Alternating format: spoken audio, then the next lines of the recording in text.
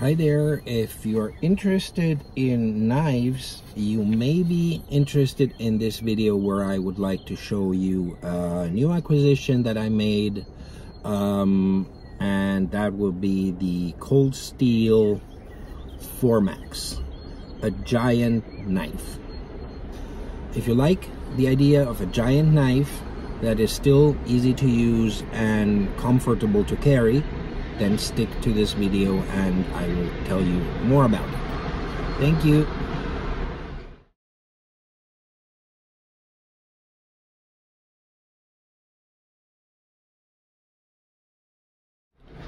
Hi there. Today's video is about the Cold Steel Formax.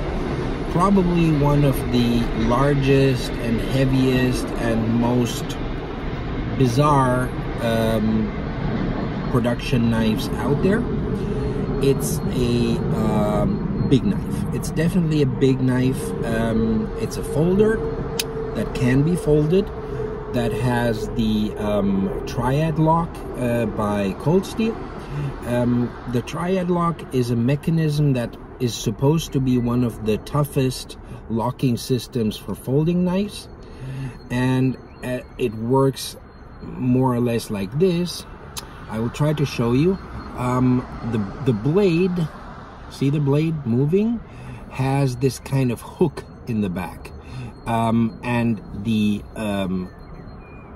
locking mechanism hooks into that space and doesn't just fix the blade from this side like a normal backlock mechanism, where it just keeps the blade in place by placing itself on a plane with the blade, but it really holds the blade with this hooking mechanism that goes into the space in the blade.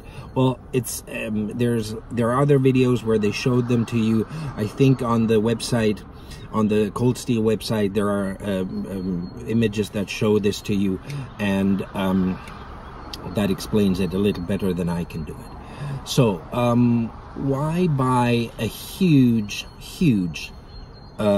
folding knife? There are fixed blade knives for the heavy duty stuff, and I agree with that. And to a certain extent, I have to admit that getting this knife at the price, and I'm saying buying it in Europe is a lot more expensive than buying it in the US. The price corresponds to about $500 if you get it here in Europe. Still, it's a very special knife. It's something rather unique, and that's probably why one would go out and buy this. Can it be used? Yes, it's surprisingly easy to use. I will show you. First of all, let me show you a comparison, because the size, you know, if I hold only this, I may be a small person. I'm not. I'm a rather large person, and my hands may be really tiny, and they're not. They're average. So let me just show you another knife that many people are familiar with. This is a Paramilitary 2 Spyderco, and these are the two knives if you put them one next to the other. They are on the same plane. So this one is really a lot larger. If you hold them next to each other, there's a huge amount of more of this one than of this one. Also, when you open them, and the blade is not gigantic compared to the grip, but it's still a lot larger than the blade on the Paramilitary 2, and it's a lot thicker than the blade on the Paramilitary 2, and the grip is really huge. This is what is really interesting about this thing, and what makes it actually easy to use, because you have several options. Let me put away the Paramilitary 2. You have several options. You have the standard grip to hold this, and it's spacious, but it's reasonably easy to hold, and the hand, your hand, my hand, closes around the grip fully. Actually, it can even put some pressure on the palm of your hand. So this one is a good grip to hold this in a regular situation.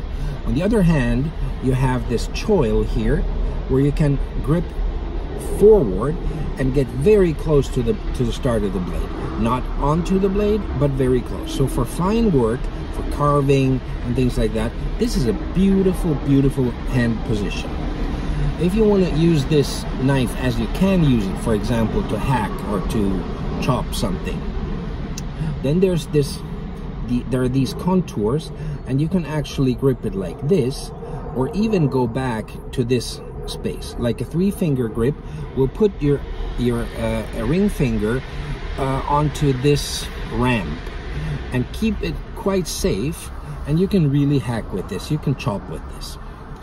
So all positions are quite comfortable, and when the knife is open, the grip is reasonably sized. It's absolutely not too large. You cannot say that it's a knife only for people with large hands. You close the knife and it becomes very wide. I mean, this is definitely very wide. It has a pocket clip, and it can go into your pocket.